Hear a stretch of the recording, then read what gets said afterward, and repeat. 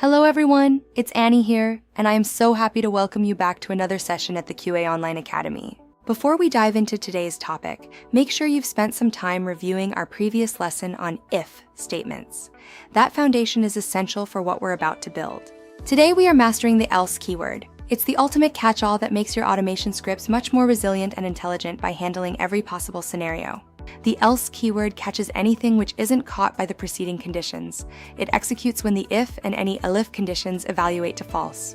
Let's look at a concrete example. We have two variables, a and b. We'll check their relationship using if, elif, and else. In this case, since a is greater than b, both the if and elif conditions fail, so our script moves to the else block and prints that a is greater than b. You don't always need an elif. You can have a simple else directly after an if for a straightforward two-way choice. If b is greater than a, we execute one block. Otherwise, the else block takes over. It's a clean and efficient way to handle binary logic in your tests. Think of else as your catch-all for any scenario not covered. Just remember, it must always come last. You cannot have an elif after an else. Let's apply this to a common mathematical check, determining if a number is even or odd.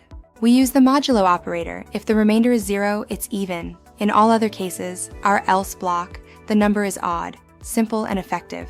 Finally, you can combine all three keywords to create a comprehensive decision-making structure for complex business rules. This temperature classifier evaluates each condition in order.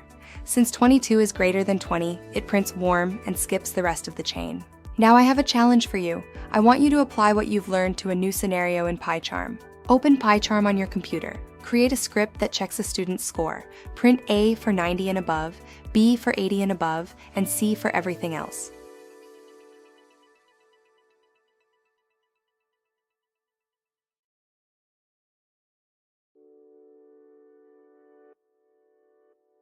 Excellent work. Here's the solution. The elif handles the middle range, while else catches any scores below 80. I am so proud of the progress you're making. Our next chapter will cover the Python match statement, so don't miss it. Make sure to go back to our previous chapters and practice at home in your free time. That hands-on experience is where the real learning happens. Join our community by subscribing and leave your feedback below. Visit our website for more. Keep coding, and I'll see you in the next lesson. Bye.